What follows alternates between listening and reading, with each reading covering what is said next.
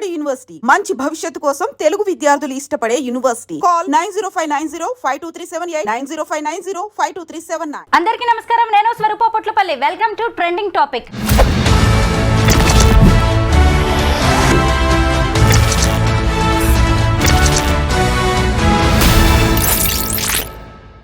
ఓ అమ్మ తినిపించే అన్నాన్ని, గోరుముద్దల్ని పిల్లలు ఎంత ప్రేమగా, ఇష్టంగా, నమ్మకంగా తింటారో మనందరికీ తెలిసిందే కదా.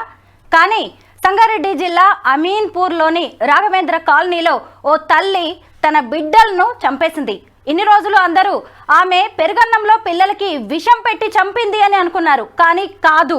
ఎందుకు అంటే ఆ పిల్లల డెడ్ బాడీస్కి పోస్ట్ మార్టం చేసిన గాంధీ వైద్యులు పెరుగన్నంలో ఎట్టి పరిస్థితుల్లోనూ విషం కలవలేదని, వాళ్ళని ఊపిరాడకుండా చేసి చంపారు అని పోస్ట్ మార్టం రిపోర్ట్ ఇవ్వడం అనేది జరిగింది. మీరందరూ కూడా గత కొద్ది రోజులుగా వింటూనే ఉండొచ్చు కదా. మార్చి 27వ తేదీన ఈ ఘటన జరిగింది. అలాగే చెన్నయ్య, రజిత వీళ్ళిద్దరూ కూడా భార్య భర్తలు. వీళ్ళిద్దరికి 13 ఏళ్ల క్రితం పెళ్ళైంది. వారికి 3 పిల్లలున్నారు. పెద్ద అబ్బాయి సాయి కృష్ణ 12 ఏళ్ళు, ఆ తర్వాత ఒక పాప మధుప్రియ 10 ఏళ్ళు, ఆ తర్వాత గౌతమ్ అని 8 ఏళ్ల పిల్లలు. 3 కూడా ఎంత చక్కగా ఉండేవాళ్ళో. చిన్న కుటుంబం, చక్కగా ఉండే కుటుంబం. కానీ ఈ మధ్య వారి మధ్యలోకి ఇంకొక వ్యక్తి ప్రవేశించాడు. అతనే శివ. ఇప్పుడు ఈ రజిత 10th క్లాస్ గెట్ టుగెదర్కి వెళ్ళాలి అనుకుంది. అప్పుడే ఆమె 10th క్లాస్ తన 10th క్లాస్ మేట్ అయిన శివతో మళ్ళీ పరిచయం అనేది ఏర్పడింది. ఇక కాల్స్, చాటింగ్ లాంటివి మొదలయ్యాయి. అది కాస్త మళ్ళీ ప్రేమగా మారింది. ఇంతకీ ఇటు చూస్తేనేమో రజితకి పెళ్ళై 3 పిల్లలు, తన క్లాస్మేట్ అయిన శివకేమో కనీసం పెళ్లి కాలేదు. అలా మళ్ళీ వాళ్ళు పాత జ్ఞాపకాలని గుర్తు చేసుకున్నారు, మళ్ళీ ప్రేమలో పడ్డారు, కలిసి జీవించాలి అనుకున్నారు. అయితే ఇక్కడ శివ ఒక కండిషన్ పెట్టాడు. నీ 3 పిల్లల్ని వదిలేసి వస్తే నేను నిన్ను మళ్ళీ పెళ్లి చేసుకుంటాను అన్నారు. దాంతో వీళ్ళిద్దరూ కలిసి ఓ స్కెచ్ వేశారు. ఈ 3 పిల్లలు లేకపోతే ఎలాగైనా తన భర్తను ఏమార్చి మళ్ళీ శివ దగ్గరకు వెళ్ళి తను కొత్త జీవితాన్ని ప్రారంభించవచ్చు అనుకుంది రజిత. ఇందులో భాగంగానే ఇద్దరు కలిసి స్కెచ్ వేశారు. మార్చి 27వ తేదీన ఇక ముహూర్తం పెట్టారు. చెన్నయ్య వాటర్ ట్యాంకర్ డ్రైవర్గా పనిచేస్తూ ఉంటాడు. ఆయన రోజు రాత్రి వాటర్ ట్యాంకర్ నీళ్లు దింపడానికి వెళ్తూ ఉంటాడు. అలా మార్చి 27వ తేదీన ఇంట్లో భోజనం చేసి, పిల్లలతో కలిసి భోజనం చేసి ఆయన బయటకు వెళ్ళిపోయాడు. ఆ తర్వాత రాత్రి 12 గంటల టైంలో ఆయన వెనక్కి వచ్చారు. భార్యతో కలిసి ఆయన పడుకున్నప్పుడు కాసేపటికే ఈ రజిత కడుపులో నొప్పి అంటూ విలవిల్లాడడం మొదలుపెట్టింది. అయ్యో ఏం జరిగింది అంటే, నేను తిన్న ఫుడ్లో పాయిజన్ ఏదో కలిసినట్టుంది, పెరుగన్నం తిన్నాము అని ఆమె చెప్పింది. దాంతో అయ్యో నీతో పాటు పిల్లలు కూడా తిన్నారు కదా, ఇప్పుడు వాళ్ళ పరిస్థితి ఎలా ఉందో చూద్దాము అంటూ పక్క రూమ్లోనే పడుకున్న పిల్లల్ని చూస్తే, అంటే 2 పిల్లలేమో పక్క రూమ్లో పడుకున్నారు, ఒక బాబు మాత్రం వీళ్ళతోనే పడుకుని ఉన్నాడనమాట. అయితే ఆ 3 పిల్లల్ని చూసినప్పుడు 3 కూడా చనిపోయి ఉన్నారు. అప్పటిదాకా ఈమె రజిత ఏం కలరింగ్ ఇచ్చిందంటే, నేను తిన్న ఫుడ్డే పిల్లలు కూడా తిన్నారు కాబట్టి ఆ ఫుడ్లో పాయిజన్ కలిసింది, ఆ పెరుగన్నంలో పాయిజన్ కలిసింది, ఫుడ్ పాయిజనింగ్ వల్లే పిల్లలు చనిపోయారు అని చెప్పి ఆమె ఒక పెద్ద సీన్ క్రియేట్ చేసింది. వెంటనే చెన్నయ్య భార్యను తీసుకొని హాస్పిటల్కి వెళ్ళాడు, పిల్లల్ని కూడా తీసుకువెళ్ళారు. తీరా చూస్తే అక్కడ నిజమే ఫుడ్ పాయిజనింగ్ జరిగి పిల్లలు చనిపోయింది అనుకున్నారు. అయితే వీళ్ళు పోలీసులకు కంప్లైంట్ చేయడం, పోలీసులు రావడం, దీని మీద ఒక ఇన్వెస్టిగేషన్ అనేది మొదలైంది. నిజంగానే ఫుడ్ పాయిజనింగ్ జరిగిందా అని ఇన్వెస్టిగేషన్ మొదలుపెట్టారు. పిల్లల పోస్ట్ మార్టం రిపోర్టు చూస్తే అందులో ఊపిరాడకుండా చేసి చంపారు అని తేలింది. అంటే ఏంటి అంటే, ఇంట్లో ఉన్నది ఎవరు? రజిత. తర్వాత పోలీసులు మొత్తం ఇన్వెస్టిగేషన్ మొదలుపెట్టగా ఆమెకు శివ అనే వ్యక్తితో కొంత అఫైర్ నడుస్తున్నట్టుగా తెలిసింది. ఆమెను అదుపులోకి తీసుకొని ప్రశ్నించగా ఆ రోజు రాత్రి ఏం జరిగిందో ఆమె నోటితోనే పోలీసులు చెప్పించారు. ముఖ్యంగా ఆ రోజు రాత్రి అలా వాటర్ ట్యాంకర్ పని మీద చెన్నయ్య వెళ్ళగానే నిద్రపోతున్న 3 పిల్లల్ని కూడా టవల్తో ఊపిరాడకుండా చేసి రజిత చంపేసింది. పైగా వాళ్ళు నిద్రపోతున్నట్టుగా భర్త వచ్చేసరికి మొత్తం అక్కడ సీన్ క్రియేట్ చేసి పెట్టింది. ఇదంతా కూడా ఆమె ఎవరి కోసం చేసిందో తెలుసా? ప్రియుడితో కలిసి బతకడానికి. అసలు ఆమె చేసింది ఏమైనా చిన్న నేరమా? పోలీసులు ఇది మొత్తం సాక్ష్యాధారాలతో అన్ని సేకరించి ఇటువైపు చూసినప్పుడు ఈ రజితను, అలాగే ఆమె ప్రియుడైన శివని కూడా అదుపులోకి తీసుకున్నారు. పోలీస్ స్టేషన్కి ఆమెను తీసుకురావడం అనే విజువల్స్ కూడా ఈ మధ్య బాగా వైరల్ అయ్యాయి. అయితే ఆ తర్వాత ఈ ఇన్సిడెంట్ మీద ఆమె భర్త చెన్నయ్య మాట్లాడడం అనేది జరిగింది. వీళ్ళిద్దరికి మధ్య దాదాపు 20 ఏళ్ల వయసు గ్యాప్ ఉన్నట్టుగా కనిపిస్తోంది. ఆమె భర్త అయితే దీని మీద చాలా సీరియస్ అవుతున్నారు. ఇలాంటి భార్య, ఇలాంటి ఆడది బతకూడదు, ఆమెను చంపేయాల్సిందే, చనిపోయిన నా పిల్లలకు బతికున్న నాకు న్యాయం జరగాల్సిందే, మీరందరూ నాతో ఉండాలి అంటూ ఆయన చెబుతున్నారు. ప్రస్తుతం నాతో పాటు సీనియర్ అడ్వకేట్ సాయి కృష్ణ ఆజాద్ గారు ఉన్నారు. ఈ కేసు ఇక ముందు ఎలా బయటకు వెళ్తుంది, అలాగే దీని మీద ఇన్వెస్టిగేషన్ అనేది ఎలా జరగబోతోంది, కోర్టు ఎలాంటి తీర్పు ఇచ్చే అవకాశం ఉంది, వీటన్నిటి మీద కూడా ఆయన్ని అడిగి తెలుసుకుందాం. నమస్తే సాయి కృష్ణ గారు. నమస్తే అమ్మా. ముందుగా మనం చెన్నై గారితో మాట్లాడదాం. ఎందుకంటే నేను కాసేపటి క్రితం కూడా ఆయనతో మాట్లాడాను. ఆయన చాలా ఆవేదనలో ఉన్నారు. మీలాంటి అడ్వకేట్స్ ఆయనకి సపోర్ట్ చేయాల్సిన అవసరం కూడా ఉంది. 3 పిల్లల్ని చంపి ఇప్పుడు పోలీస్ స్టేషన్ పాలైన రజిత భర్త చెన్నై గారికి నేను కాల్ చేస్తున్నాను. చెన్నై గారు నమస్తే అండి. నమస్తే మేడం, చెప్పండి. నేను చెప్పాను కదా, లాయర్ గారు కూడా ఇక్కడ ఉన్నారు. ఆయన పేరు సాయి కృష్ణ ఆజాద్ గారు. Good morning sir. నమస్తే. నమస్తే అండి చెన్నయ్య గారు. ఇది చాలా విషాదకరమైన బాధ. సో మీరు ధైర్యంగా ఉండండి, మీ వెనక మేము ఉన్నాము. ఖచ్చితంగా మీకు న్యాయం చేసే విధంగా మనం పోరాడదాము. ఓకేనండి. ముందు చట్టం తన పని తాను చేసుకొనివ్వండి. ఆ లీగల్ అంశాల పట్ల దాని గురించి మేడం మాట్లాడతారు సార్. చెన్నై గారు, ఆ రోజు రాత్రి ఏం జరిగింది ఒకసారి మీరు చెప్పండి. ఉదయం వెళ్ళి సాయంకాలం తిరిగి వచ్చాను. 9 గంటల టైంలో. ఆ టైంలో అన్నం తిని ఒక ట్రిప్ చందనగర్ ఉండేది. ఆ చందనగర్ ట్రిప్కి వెళ్దామని అక్కడనే ఉన్నా. అన్నం తిని పోయిన బయటికి వెళ్ళిన తర్వాత చందనగర్ పోయి కాల్ చేసి వచ్చాను. ట్యాంకర్ కాల్ చేసి వచ్చిన తర్వాత డోర్ వచ్చిన 11-22 నిమిషాలు అయిన ఉన్నది. ఆ టైంలో డోర్ కొట్టే మా భార్య డోర్ తీసింది. నేను ఇంట్లోకి వెళ్ళాను. నేను పండుకుంటా అంటే పండుకోరా, నేను పండుకుంటా అని పండుకున్నాం. పండుకున్న తర్వాత 2-2:30 ప్రాంతంలో మా భార్య గొంతుబాయ్ అని అన్నది. చెప్పండి. నేను లేచి మా భార్యను చూస్తే గొంతు పోతుంది అని చెప్తున్నది. గొంతు ఏమైందా చెప్పితే అని నేను పక్కన వాళ్ళ నీళ్ళని పిలిచాను. గేటు తీసుకొని పోయి పిలిస్తే వాళ్ళు జర లేట్ గా లేచారు. నా కొడుకును పోయి సాయికృష్ణను పోయి మా అబ్బాయిని పోయి సాయికృష్ణ మీ అమ్మ ఎక్కడ చేస్తుంది అని చెప్తే ఆ లోపే మా పిల్లలు చనిపోయి ఉన్నారు సార్. మేడం, అయ్యో, ఆ లోపలనే చనిపోయి ఉన్నారు. బిగ్గర అయిపోయారు. కూలర్ గాలికి కూలర్ గాలికి బిగ్గర అయిపోయింది. అంత చక్కగా ఉన్న పిల్లలు అలా చనిపోయారు అనేసరికి మీకు ఎలాంటి అనుమానం రాలేదా అండి? మేడం, ఈమె వాళ్ళు అందరు ఏదో తీసుకున్నారు, ప్రయత్నం తీసుకున్నా, ఏం తీసుకున్నదో ఇప్పుడు నా మీదకి వస్తుంది కదా మేడం. ఈమెను బతికియండి అని నేను అరిశాను సార్. మేడం, పక్కన వాళ్ళు అందరు వచ్చి కారులో తీసుకుపోయి ఆడ హాస్పిటల్లో అడ్మిట్ చేశాను ఖమ్మం దగ్గర. మరి ఇప్పుడు మీకు ఆవిడికి పెళ్ళయి 13 ఏళ్ళు కదా, గతంలో ఆమె ప్రవర్తన ఎలా ఉండేది? బాగా ఉండేది మేడం. గెట్ టుగెదర్ పార్టీ అని పెట్టుకున్నారు. ఎప్పుడు పెట్టుకున్నారో ఆ పార్టీ పెట్టినప్పటి నుంచి రజిత మాటలు వేరే మాట్లాడుతుంది మేడం. పిల్లలను కొడుతుండేది అప్పుడప్పుడు. ఎన్ని రోజులుగా జరుగుతోందండి ఇదంతా? లేదు, నాకు 3 నెలల నుంచి నాకు డౌట్ మేడం. అంతకుముందు మేము 13 సంవత్సరాలు ఉన్నప్పుడు మేము ఇంత మంచి ఉండి 3 పిల్లలను అన్నాక 13 సంవత్సరాల మధ్యలో మరి ఎవడొచ్చుండు ఏంది నాకు తెలియదు మేడం. చూడండి, మనం ఎట్లా చెప్తాం. ఈ శివ అనే వ్యక్తి పేరు కూడా మీరు ఎప్పుడు వినలేదా? వినలే మేడం, నాకేం తెలియదు. ఉదయం నేను లేచినాక నా పని ఏందో నేను చూసుకునే వరకు పోయి మధ్యాహ్నం వచ్చిన రూపాయి కూడా మా భార్య అకౌంట్లకే వచ్చేది. ఆ అకౌంట్ లకు ఒక సాఫ్ట్వేర్ జాబ్ చేసిన ఆయన, సార్ నాకు అకౌంట్ లో డబ్బులు రాలేదంటే ఆయన ఎట్లా లింక్ చేసి పెట్టిండు, నా అకౌంట్ లో డబ్బులు ఆమె అకౌంట్ లకే పోయేది మేడం. అంటే ఇంట్లో అంతా కూడా డబ్బు వ్యవహారాలన్నీ కూడా ఆవిడే చూసేది, కష్టపడడం వరకే మీ పని. డబ్బులన్నీ కూడా ఆమె అకౌంట్ లోకే పోయేది. నాకు చేసిన కష్టం చేస్తే ఈ రోజు ఇన్ని వచ్చినాయి అని చెప్పి మళ్ళీ అడిగేది. సాయంకాలం పోయి అడిగేది, వచ్చినవి అనేది, ఇంత అయింది లెక్క అని చెప్పేది.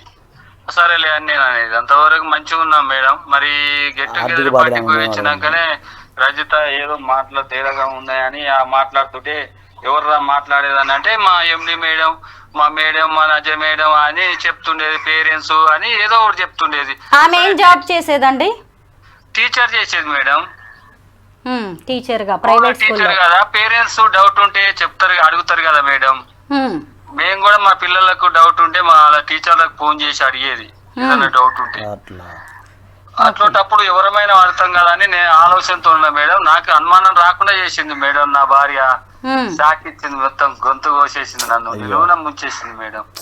అయితే ఇప్పుడు అన్నంలో విషం కలవడం వల్లే ఈ పిల్లలు చనిపోయారు, రజిత ఆరోగ్యం కూడా బాలేదు అనుకున్నారు కదా, మరి ఈ శివ అనే వ్యక్తి వ్యవహారం ఎలా బయటపడింది, పోలీసులు ఎలా కనిపెట్టారు ఇదంతా? మేడం మా భార్య హాస్పిటల్ కి తీసుకుపోయి రావడే 15 నిమిషాల్లోనే వచ్చింది సార్. అది మందు తాగితే 2 రోజుల దాకా లేవరంట మేడం. 1 రోజు 2 రోజుల దాకా మత్తు కోమాలో పోయినట్టే ఉంటారంట, చెప్పలేరు కదా. 15 నిమిషాల తర్వాత అప్పటికే నన్ను పోలీసు వాళ్ళు తీసుకెళ్లారు. అడిగాను నేను, ఈమె సవ బతుకులు ఉంది, ఎట్లుందబ్బా అని మేడం అడిగాను. సార్ నేను ఎంత ఖర్చు అయినా సరే బతికియండి అని చెప్పాను హాస్పిటల్ వాళ్ళకు. వాళ్ళు చేశారు, అలా ప్రయత్నం వాళ్ళు చేశారు, ఆమె బతికింది. ఆ బతికినందుకే నాకు శిక్ష పడలే మేడం.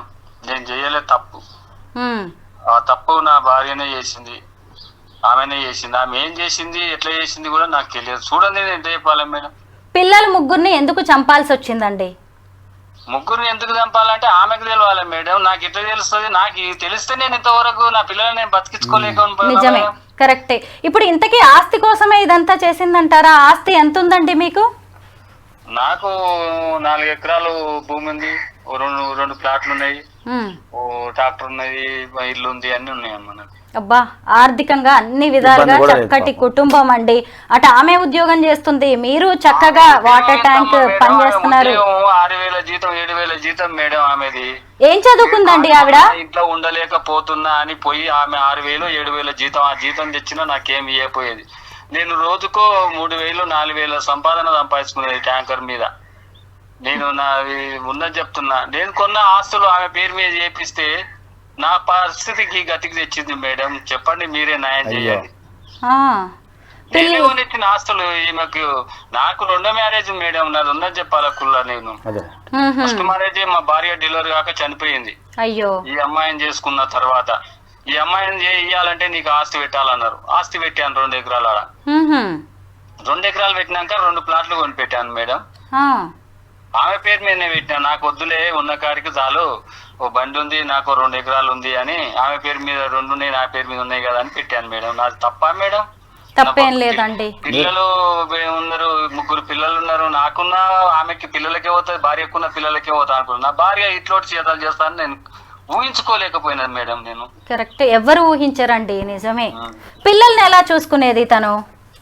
పిల్లలను కూడా మంచిగా చూసుకునే మేడం. చిన్నప్పటి నుంచి మంచిగా చేసి ఈ గెట్ టుగెదర్ పార్టీ ఎప్పుడు పోయిందో ఆ పార్టీ నుంచి వచ్చినాక పిల్లలను కసరించుకుంటూ వైర్ ఏది ఛార్జింగ్ వైర్ ఉంటే ఛార్జింగ్ వైర్ తోని కొట్టేది. పిల్లలు చెప్పుకొని నాకు ఏడ్చేది. అప్పుడు చెప్తే అరే గట్ల కొట్టకురా పిల్లలని వాళ్ళ అమ్మ నాయనకి చెప్పి కూడా మందగిచ్చాను. ఎందుకు కొడతావు, ఈ చెప్తే ఇంటలేరు, బయట ఆడుతురు అని. ఆడుకునే టైంలో ఆడుకుంటారు కదా మేడం. అవును. వాళ్ళని బయటికి వెళ్ళనీయకుండా కొడుతుండేది ఒక్కొక్కసారి. ఓసారి ఏమో మంచిగా చూసుకునేది, బాగా చూసుకునేది. అవును, అట్లా చేసింది మేడం. నాది ఏమన్నా తప్పుందా మేడం? అయ్యో ఏం లేదండి, మీరెంత మంచి భర్త, మీరెంత మంచి తండ్రి అనేది అర్థమవుతుంది. 49 సంవత్సరాలు ఉన్న నేను వాస్తవం కాడికి చెప్పాలంటే ఇప్పటి వరకు మందు తాగలే.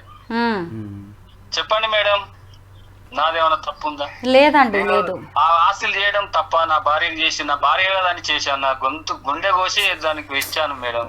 గుండె కోత మిగిలిచ్చింది. నిజమేనండి. అసలు ఆ పిల్లలు ఎంత అల్లాడిపోయి ఉంటారు కదా మేడం. ఆ పిల్లల చంపబుద్ధి అవుతుందా? ఎలా అవుతుందండి? 9 మాసాలు మోసి కన్న తల్లి కదా పిల్లల్ని అంత 12 ఏళ్ళు 10 ఏళ్ళు 8 ఏళ్ళు పెంచిన తల్లి. ఎంత బాధాకరం అలాంటి వాళ్ళకి. అసలు వింటుంటే నెల రోజులలో వాళ్ళిద్దరిని ఎన్కౌంటర్ చేయాలి మేడం. ఇట్లోటోళ్ళు మళ్ళీ భూమి మీద ఉంటే ఇంకోటి తప్పు చేస్తారు మేడం. మీరు ఏమన్నానండి, నాకు న్యాయం చేస్తారని నేను మీకు మీడియా వాళ్ళకి దండం పెట్టి చెప్తున్నా. మీ కాళ్ళైనా మొక్క అంటే మొక్తా గానీ నా పిల్లలకు అన్యాయం జరిగింది, నాకు అన్యాయం జరిగింది, న్యాయం చేయండి మాకు. నిజమేనండి, మీకు ఈ రోజు జరిగిన అన్యాయం, ఆ బిడ్డలకి జరిగిన అన్యాయం గురించి తెలుసుకునే ఈరోజు సీనియర్ అడ్వకేట్ లాయర్ గారు సాయి కృష్ణ గారు వచ్చారు మాట్లాడడానికి. మీలాంటి వాళ్ళకి ఖచ్చితంగా ఆయన సాయంగా ఉంటారు. మీరు లైన్ లో ఉండి కూడా ఆయన మాటల్ని వినొచ్చు. నేను కాసేపు ఆయనతో ఇక ఈ కేసు లీగల్ గా ఎలాంటి టర్న్ తీసుకోబోతుందో తెలుసుకుంటాను. మీరు లైన్ లో ఉండండి. చెన్నై గారు, ఆజాద్ గారు విన్నారు కదా, చెన్నై గారు ఎంత ఆవేదనలో ఉన్నారో. వాళ్ళిద్దరిని ఎన్కౌంటర్ చేయాలని ఆయన డిమాండ్ చేస్తున్నారు. ఈ కేసు విషయంలో వాళ్ళకి ఎలాంటి శిక్ష పడే అవకాశం ఉంది? నేను అనుకుంటా ఇలాంటి సేమ్ సిచ్యువేషన్ తమిళనాడులో జరిగిందండి సేమ్ సిచ్యువేషన్. ఆమె కూడా ఇట్లా లవర్ని వెళ్ళి చేయటం, తర్వాత ఇద్దరు పిల్లలు ఆ అమ్మాయికి. సో ఆ ఇద్దరు పిల్లల్ని చంపేసి భర్తను వదిలిపెట్టి భర్తను కూడా చంపాలని ప్లాన్ చేసింది. ఆ రోజు లక్కీగా భర్త ఫోన్ చేస్తే ఆయనకి ఆఫీసులో వర్క్ ఉందని చెప్పేసి అతను రాలేకపోయాడు. అతను చంపేసి వెళ్ళిపోదామని ఆలోచనలో ఉన్నారు. సరే అతను ఎంతసేపటికి రాకపోయేసరికి ఆమె వెళ్ళిపోయింది. పొద్దున చూసేసరికి ఫ్యాన్లు అన్నీ తిరుగుతున్నాయి, లైట్లు అన్నీ తిరుగుతూ ఉన్నాయి. ఏంటి అని చెప్పి అతను తలుపు బద్దలు కొట్టుకుని లోపలికి వెళ్తే ఇద్దరు పిల్లలు చనిపోయి ఉన్నారు. సో ఆ విషయంలో ఆమెకి క్యాపిటల్ పనిష్మెంట్ పడింది, ఉరిశిక్ష పడింది. ఉరిశిక్ష పడింది, తర్వాత లవర్కి లైఫ్ పడింది అనమాట. సో నాకు తెలిసి నేను ఇది చూసిన తర్వాత నాకు రెఫరెన్స్ చేస్తే ఆ కేసు బయటపడింది. ఇప్పుడు ఈ కేసులో కూడా శివ రజిత ఇద్దరికి శిక్ష పడే అవకాశం ఉంది కదా? ఖచ్చితంగా ఉందండి. ఎందుకంటే ఇక్కడ చిన్నపిల్లలను చంపడం అనేది పోక్సో యాక్ట్ కింద కూడా వస్తుంది. అదొకసారి మనం చూసుకోవాలి. తర్వాత ఉద్దేశపూర్వకంగా చంపటం విత్ ఇంటెన్షన్, ఒక దురుద్దేశపూర్వకంగా చంపాలన్న ఉద్దేశంతో దీన్ని కల్పబుల్ హోమ్సైడ్ అంటారు మన లీగల్ భాషలో. చంపాలని ప్లానింగ్తో ముందు నుంచే ప్లాన్ చేసుకుని ఎలా చంపాలి ఏంటి ఇవన్నీ ప్లాన్ చేసి ఆమె చంపేసిన తర్వాత మళ్ళీ యాక్టింగ్ చేయటం ఇవన్నీ కూడా ఏంటంటే ఆమెకు తెలిసే చేసింది ఇవన్నీ ఉద్దేశపూర్వకంగా. ప్లస్ అతను ఎవరైతే శివ అన్న అతను ఎవరైతే ఉన్నారో అతని ప్రోత్సాహంతో ప్రోదాలభంతో చేసింది. ఖచ్చితంగా ఏంటంటే ఆమెకు క్యాపిటల్ పనిష్మెంట్ ఇందులో ఖచ్చితంగా పడుతుందండి. కాకపోతే మన ప్రాసిక్యూషన్ వారికి ఎవరైతే ఇన్వెస్టిగేషన్ ఆఫీసర్స్ ఎవరైతే ఉంటారో వారికి మనం ఖచ్చితంగా సపోర్ట్ చేయాలి. జాగ్రత్తగా వాళ్ళకి ఎవిడెన్స్ అంతా మనం చూడాలి, దగ్గర నుండి చూసుకొని చేస్తే ఖచ్చితంగా ఆమెకి నాకు తెలిసి నేను చూసిన దాన్ని బట్టి చూస్తే ఆ కేసుని తమిళనాడు కేసుని రెఫరెన్స్ చేసుకుని చూసినట్లయితే ఆమెకి క్యాపిటల్ పనిష్మెంట్ ఉరిశిక్ష పడే అవకాశం ఉంటుందండి. ప్లస్ ఇంకేంటంటే చిన్నపిల్లలు కాబట్టి పోక్సో యాక్ట్ కాబట్టి దీనికి సపరేట్గా సంబంధించిన వేరే కోర్టు ఉంటుంది అనమాట, పోక్సో సంబంధించిన విచారించేది బాలాలకు సంబంధించింది.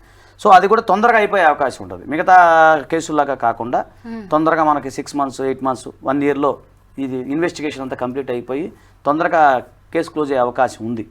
ఆ సందర్భంలో నేను ఆయనకి చెన్నై గారికి ఎలాంటి న్యాయ సహాయం అయినా సరే నేను ఖచ్చితంగా అందిస్తాను. దాని ద్వారా ప్రాసిక్యూషన్ వరకు మనం సపోర్ట్ చేద్దాము. అలాగే ఇంకేదైనా అవసరమైతే ఆయనకి ఇంకేదైనా ఇన్వెస్టిగేషన్లో ఏదైనా డౌట్లు ఏమైనా ఉన్నా కూడా నా వంతు కర్తవ్యంగా నేను అందిస్తాను. ఎందుకంటే అసలు గుండె తరుక్కుపోతుందండి.